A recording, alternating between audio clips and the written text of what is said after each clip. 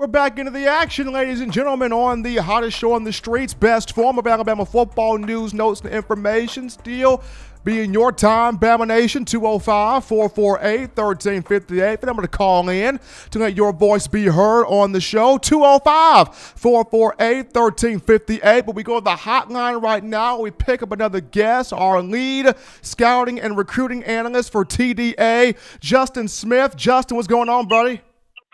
Not much, Steven. Fantastic. Got to have you on here, Justin. Now, before we get into the latest news here in recruiting, first and foremost, news coming out on Tagovailoa in the transfer portal. What are your thoughts on Leah being in the portal? How does this affect Alabama? As far as positive, as far as negative, how does this affect the Crimson Tide? Because I know you spent a great deal of time looking at this 2019 class with Talia in the portal. How does this affect Alabama? I think it affects Alabama in terms of depth. As they had a lot of depth in the quarterback room in that 2019 class, bringing in Paul Tyson and Talia Tagovailoa. But with the depth they had, I think they're not going to be too impacted by the depth. But I think they're just losing a guy in terms of a guy having a competitive spirit. I think he was a really competitive guy. I remember watching him at Thompson High School before games, getting into the opponent's face during the game. So they're losing a competitor in Talia Tagovailoa. But in my mind, I think this opens the door for them to pull in a quarterback in the 2021 recruiting class. Looking at the guys they are currently targeting, when you look at Miller Moss, a 4-star quarterback out of California, and also Jalen Milroe, a 4-star dual threat quarterback out of Texas. So I think this opens the door for Alabama and those guys.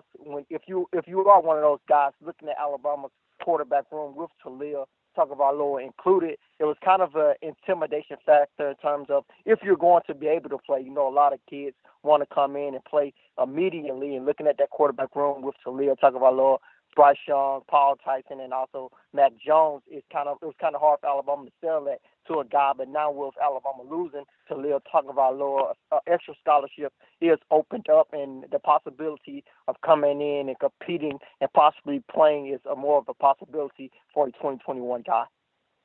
Now, as we dive into the big news of the day, Justin, of course, you broke the story for Touchdown Alabama Magazine. Another South Florida native, another wide receiver from the South Florida area, Jacorey Brooks, a 4-star, has given his yes to Nick Saban and the Crimson Tide for the 2021 class, making this the 4th commitment.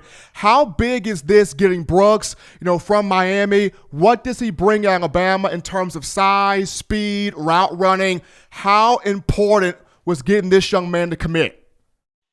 I think this is very important for several reasons. The first reason is the fact that the wide receiver position is a priority position for Alabama in the 2021 recruiting class. They may pull in 3 to 4 wide receivers in this class, so it's huge for Alabama in terms of them wanting to add some wide receivers in the 2021 recruiting class. As far as Jacorey Brooks' playing style on the field, he is one of those lengthy wide receivers at 6'3", weighs approximately 183 pounds. He has some developed muscle. When you look at him, you can tell that he's pretty ripped up, as his muscle is very developed for a kid his size. And I think he's going to grow some more heading into his senior season. We see that a lot with wide receivers heading into the senior season as they start to get recruited and they start to talk more and more with college coaches. They try to develop their route running more to reach the next level. So this is a kid who could make a huge jump in between his junior season and his senior season, which is something you like to see out of a wide receiver. Alabama's 5-star wide receiver signing, Javon Baker, did that during his junior to senior season summer. So I think Jacorey Brooks can make a jump in terms of that. I think his speed is not breakaway speed, but I think it's a bit underrated because this is a kid who runs a 22-second, 200-meter run. So that puts him right into the category of what Devonta Smith ran when he was a track runner. So when you look at Jacorey Brooks, I think he's a nice fit for Alabama. Another South Florida wide receiver. The Florida to Alabama pipeline looks to be alive and well with Alabama pulling in Jacorey Brooks.